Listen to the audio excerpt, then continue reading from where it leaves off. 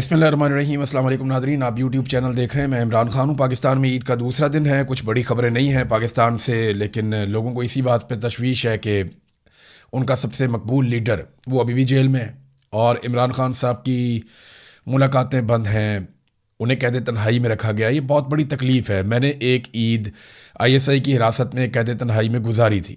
वो बहुत तकलीफ़ होती है। उस वक्त आपको याद आता है कि आप कैसे ईद पे कुर्बानी करते हैं, कैसे आप दोस्त अहबाब हैं उन्हें आप मिलते हैं, बहुत सारा कुछ, पूरी ज़िंदगी का मंजर आपकी आंखों के सामने से गुजर जाता है।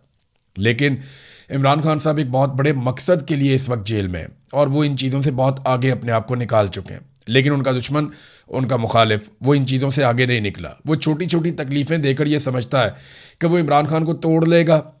देखिए, हर आदमी की एक लिमिट होती है। बहुत मुमकिन है कल को कोई ऐसी डेवलपमेंट आए कि हम सब हैरान हो जाएं, लेकिन बज़ाहिर जो दिखाई देता है, इमरान खान जितनी मार खा चुका है, इसके बाद तो टूटना उसका बनता ही नहीं है। जिन हालात से इमरान खान गुजर चुका है, अब तो सिर्फ इतना है कि इमरान खान फेस सेविंग दे दे, और वो भी इस नौयत की कि ठीक है, तुम लोग पीछे हटो, अपनी बैरकों में वापस जाओ, मैं तुम्हें रास्ता बना कर देता हूँ। इससे ज़्यादा तो इमरान खान कुछ नहीं कर सकता। अब इमरान खान ये तो नहीं कर सकता कि आसिम मुनीर पाकिस्तान में हुकूमत करे और अर्दली तब्दील हो जाए, कि शहबाज शरीफ की जगह दूसरा अर्दली या तीसरा अर्दली, या इमरान खान का आदमी या इमरान खान खुद। ये अब इमरान खान से नहीं होगा, वो ये कर नहीं पाएगा, ये उसकी शख्सियत नहीं है। बहरहाल इमरान खान साहब, ये वाकई तकलीफ दे है कि वो कैद तन्हाई में है ईद के दिन, उनकी फैमिली के लिए, उनके अपने लोगों के लिए जिनके साथ उन्होंने अपनी पूरी ज़िंदगी गुजारी है, या खुद इमरान खान के लिए। ये बहुत तकलीफ दे चीज़ है। अब नाज़रीन आ जाएं बैनुल अक़वामी खबरों पर। तो सबसे पहले तो जो बड़ी खबर है वो ये है कि ईरान ने अब जवाबी कार्रवाई की है अमरीकी अड्डे पे। अमेरिका ने 2 मरतबा और बाज़ रिपोर्टों के मुताबिक 3 मरतबा ईरान की जो बंदर अब्बास का इलाका है, बंदरगाह वहाँ पे अटैक किया, जिसे जनूबी ईरान भी कहते हैं। ईरान ने बार बार वार्निंग दी और उसके बाद फिर ईरान ने एक जवाबी हमला किया है। ईरान का जवाबी हमला कुवैत में किया गया। ईरान ने दावा किया कि कुवैत में वो अमरीकी बेस है जिसे इस्तेमाल किया गया ईरान पर अटैक के लिए, या बंदर अब्बास के इलाके में अटैक के लिए। तो हमने वापस अटैक उसी बेस के ऊपर किया है। अलैहिस्सलाम वहाँ पे एक एयर बेस है, ज़्यादा इम्कानात ये है कि शायद उसके ऊपर ईरान ने कोशिश किया अटैक करने की। अमेरिका का मौक़िफ़ कुछ और है, ईरान का मौक़िफ़ कुछ और है।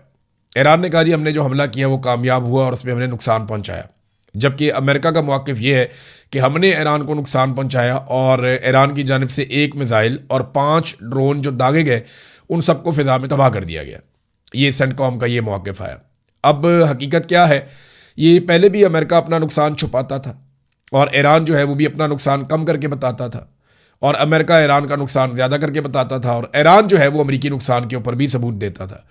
तो अब मामला ये है कि आने वाले दिनों में पता चल जाएगा कि कुवैत में अमेरिका को नुकसान हुआ या नहीं हुआ। लेकिन ईरान ने बड़े लंबे टाइम के बाद, लगभग 2 महीनों के बाद, वापस एक जवाबी कार्रवाई की है जंगबंदी के बाद। और ये जवाबी कार्रवाई जो है इसमें इजाफा हो सकता है, क्योंकि ईरान ने एक स्टेटमेंट भी यहाँ पे जारी किया है और ईरानी क़यादत ने एक आला सतही मीटिंग के बाद ये बाकायदा ऐलान जारी किया है कि अगर अमेरिका ने दोबारा हमला किया जनूबी ईरान पर तो फ़ौरन शदीद रद्द-ए-अमल आएगा। इसका मैकेनिज़्म बना लिया गया है। देखिए, इसको आप समझें कि ईरान ने होल्ड कर लिया था अपनी पूरी फोर्सेस को और उन्हें ये आगाह कर दिया था कि कोई भी हमला करने से पहले इजाज़त लेनी पड़ेगी।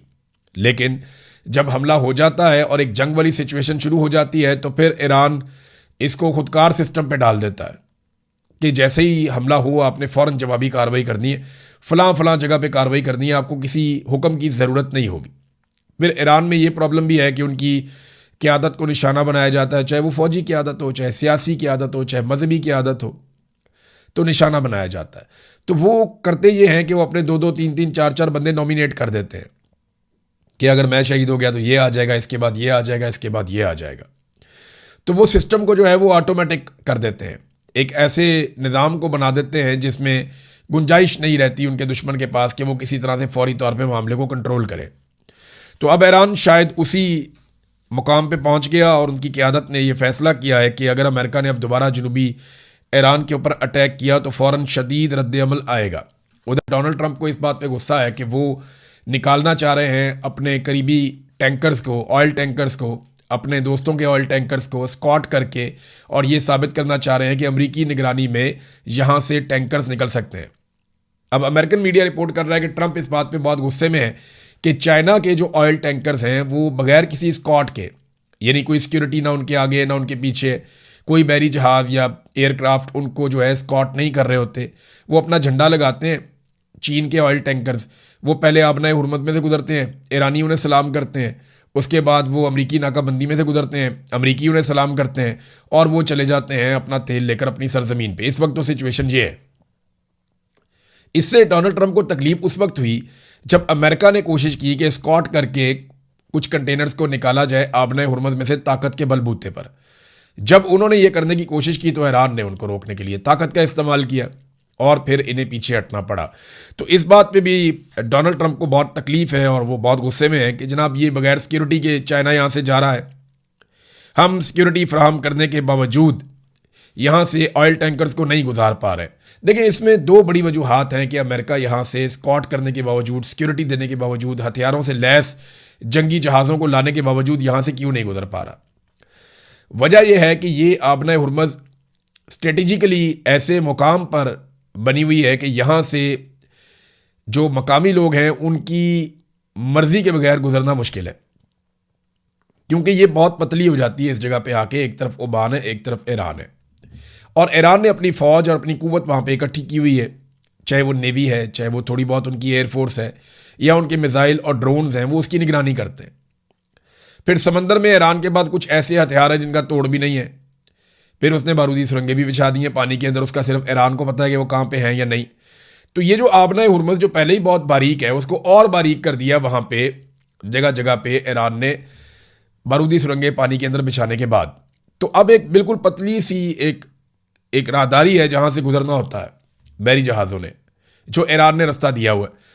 अब वहाँ आप बड़े आराम से फायरिंग कर सकते हैं, शेलिंग कर सकते हैं, इवन मार्टर फायर कर सकते हैं। तो अमेरिका के लिए बहुत मुश्किल है कि ऐसे टैंकर्स को वहाँ से लेकर चले जाएं जिनके अंदर तेल भरा हुआ है, क्योंकि वो तो पहले ही खतरे में होते हैं और ईरान वहाँ पे हथियार लेकर बैठा हुआ है। तो नंबर एक, जो स्ट्रेटेजिकली जिस जगह पे ये आबना हुरमुज़ है, ये ईरान के लिए एक ऐसा पॉइंट है जहाँ पे उसकी बालादस्ती है, और अमेरिका के लिए एक ऐसा पॉइंट है जहाँ पे वो वीक है। दूसरा, अमेरिका जो और अमेरिकन फ़ौजी जो है वो हज़ारों मील दूर से आए हुए हैं, जबकि ईरानी फ़ौजी यहीं पर रहने वाले हैं, मकामी हैं। उन्हें हथियारों की सप्लाई भी बड़े आराम से हो जाती है, उन्हें नए फ़ौजी भी बड़े आराम से मिल जाते हैं, उन्होंने पीछे बहुत दूर जाना भी नहीं है, उन्हें रेस्क्यू भी बड़े आराम से किया जा सकता है, उनके अस्पताल भी करीब है। तो बहुत सारी चीज़ें जिनमें ईरान को एज हासिल है, अमेरिका को नहीं है। तो ये वो वजूहात है कि ईरान बड़े आराम से, और बहुत सारे जितने भी जंगी माहिरीन हैं आलमी सतह पे, वो बार बार कहते रहे कि ईरान ने वो चीज़ पकड़ ली है जिसे ताकत के बलबूते पे आप खाली नहीं करवा पाएंगे। वो पूरा एक मुल्क है, वहाँ लगभग 9-10 करोड़ लोग रहते हैं और उनमें से बेशतर लोग लड़ने के लिए तैयार हैं, लोगों ने अपने नाम भी लिखवा दिए थे। तो ये एक बड़ा पंगा है अमेरिका के लिए। अब अमेरिका के पास एक और रास्ता ये है कि ओमान बहुत ज़्यादा कॉपरेशन करे, क्योंकि देखिए आबना हुरमुज़ के इस तरफ अगर नीचे वाली साइड पे ईरान है तो ऊपर वाली साइड पे उसके ओमान भी है। ओमान को डोनाल्ड ट्रंप ने धमकी लगा दी, अल्फाज बड़े नामुनासिब हैं, तो अरब ममालिक को वैसे इसका नोटिस लेना चाहिए। काबीना का इजलास हो रहा था, वहाँ पे डोनाल्ड ट्रंप ने जो अल्फाज इस्तेमाल किए वो ये है कि अगर आबना हुरमुज़ के मामले पर वो सही रवैया नहीं अपनाते तो उसे हम तबाह कर देंगे, ओमान को। ओमान के बारे में उन्होंने कहा। हालांकि ओमान अमेरिका का इत्तहादी है, लेकिन ओमान ने अक्लमंदी ये की कि उसने बगैर मंतक के लड़ी जाने वाली इस लड़ाई का हिस्सा बनना ज़रूरी नहीं समझा। उसको लगा ये गैर ज़रूरी लड़ाई है, वो इसका हिस्सा नहीं बना, और उसने अमेरिका को वो फैसिलिटीज़ नहीं दी जो कुछ और ममालिक ने दे दी। उन्होंने उसके नताइज भी भुगते। तो ओमान क्योंकि बहुत करीब है ईरान के, उसे बहुत नुकसान हो सकता था, तो उसने अपने आप को बचाया इस सारी गैर ज़रूरी लड़ाई से। अब अमेरिका को गुस्सा आ रहा है कि ये हमारे लिए क्यों नहीं लड़ता, या ये हमारे लिए कुर्बानी क्यों नहीं दे रहा, या ये हमें सपोर्ट क्यों नहीं कर रहा।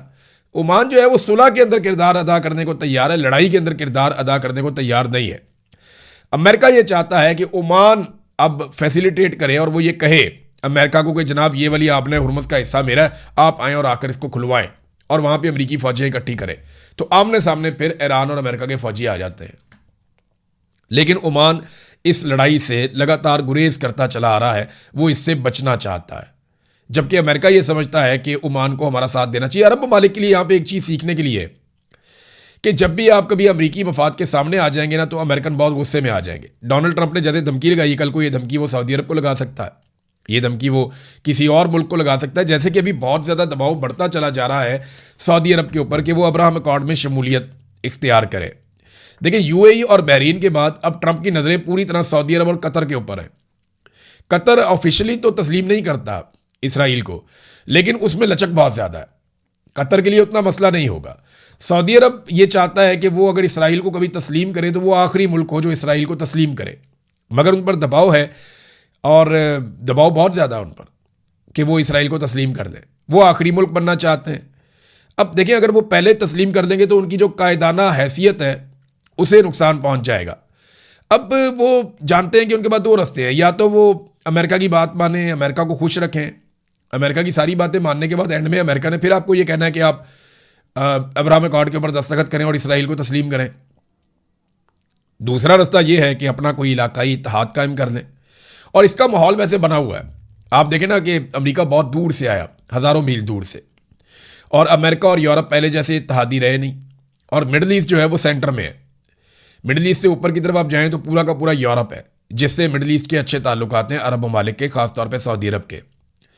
इसके एक तरफ तुर्की है, तुर्की से नीचे आ जाए ईरान है, ईरान के साथ पाकिस्तान है, आगे चाइना है, इंडिया के साथ भी इनके अरब ममालिक के अच्छे ताल्लुकात हैं, ईरान से ऊपर रशिया है। तो ये रीजन के अंदर इतने ताकतवर ममालिक, अगर यहाँ पे एक इत्तेहाद बन जाता है तो मिडल ईस्ट अपने आप को बहुत महफूज महसूस करेगा।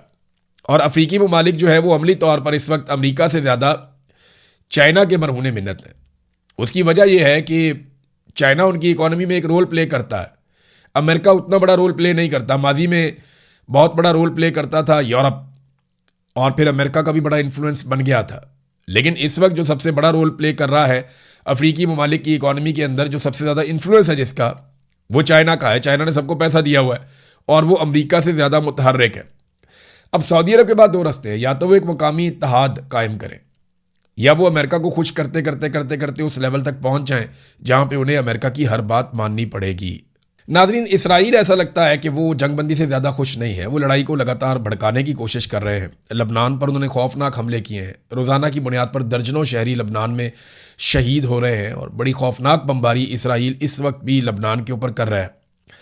और इस बमबारी के नतीजे में ईरान के अंदर भी फ्रस्ट्रेशन बढ़ती चली जा रही है। दूसरी जानिब एक और ख़बर आई है, उनको आप इसके साथ जोड़ेंगे ना तो अमेरिका पे आपको महसूस होगा दबाव बढ़ रहा है। दबाव ईरान पे भी बढ़ रहा है। ईरान पे इसलिए बढ़ रहा है कि ईरान के अंदर हालात ख़राब हो रहे हैं, मुश्किलात पैदा हो रही हैं, उनकी इकॉनमी की मुश्किलात पैदा हो रही हैं। मुआहदा ईरान को भी चाहिए, लेकिन ईरानियों की जो है ना पसली बड़ी मोटी है। ईरानी इतने आराम से मुआहदा, यानी इस तरह का मुआहदा नहीं करेंगे जिसको सरेंडर कहा जा सके। हाँ, ईरान कुछ ना कुछ फेस सेविंग ज़रूर डोनाल्ड ट्रंप को दे देंगे, लेकिन वो अपने लिए कुछ ऐसा हासिल ज़रूर करेंगे जिससे उनकी कौम का फ़ायदा हो जाए, या ये तासुर ना बने कि वो जंग हार गए हैं। वो तारीख़ में भी जंग नहीं हारना चाहते, क्योंकि तारीख़ ईरान की बड़ी शानदार रही है माजी में भी। अब एक और मुसीबत ये बन गई है कि रूस ने जब हमले तेज़ कर दिए कीव के ऊपर, यानी यूक्रेन पे रशिया ने बहुत खौफनाक अटैक शुरू कर दिए। और ये अटैक शुरू होते हैं जब प्यूटन दौरा करते हैं चीन का, प्यूटन वापस जाते हैं, और उसके बाद मैं ये नहीं कह रहा कि चाइना ने कहा, लेकिन उसके फ़ौरन बाद आप देखें यूक्रेन के ऊपर रशिया के हमले बहुत तेज़ हो गए। अब यूक्रेन का जो सदर है ज़ेलेंस्की, उसने एक ख़त लिखा डोनाल्ड ट्रंप को, और उसने कहा जी जितने हो सकते हैं आप हमें गोला बारूद फराहम करें, हमें हथियारों की ज़रूरत है और बहुत सारे हथियार चाहिए रूस का मुकाबला करने के लिए। उन्होंने अपनी डिमांड डाल दी है। यहाँ अमेरिका और इसराइल पहले ही बहुत सारे हथियार फूंक चुके हैं। अरब ममालिक ने भी इतने सारे इंटरसेप्टर्स चला दिए, इतने सारे मिसाइल चला दिए। अमेरिका ने जो अपने क्रूज मिसाइल है उनका एक बड़ा ज़ख़ीरा जो है वो चला दिया। अब दोबारा अमेरिका ने ऑर्डर दिए हैं हथियार बनाने वाली कंपनीज़ को कि अमेरिका के हथियार पूरे किए जाएँ। तो अमेरिकन तो अपने हथियार पूरे करना चाह रहे हैं जितने उन्होंने चला दिए ईरान के खिलाफ। अब वो किस तरीके से रशिया के खिलाफ चलाने के लिए यूक्रेन को हथियार देंगे। और देखें, इस वक्त हथियार देने का मतलब ये है कि आप एक मरतबा फिर रूस को नाराज़ करने जा रहे हैं। तो ये बड़ी अजीबोगरीब सिचुएशन इस वक्त दुनिया की बन गई है। हम इस पर नज़र रखेंगे। ईद का दिन है, खबरें बहुत ज़्यादा नहीं हैं अब तक के लिए। इतना ही। अपना ख्याल रखिएगा, अपने इस चैनल का भी। अल्लाह हाफ़िज़।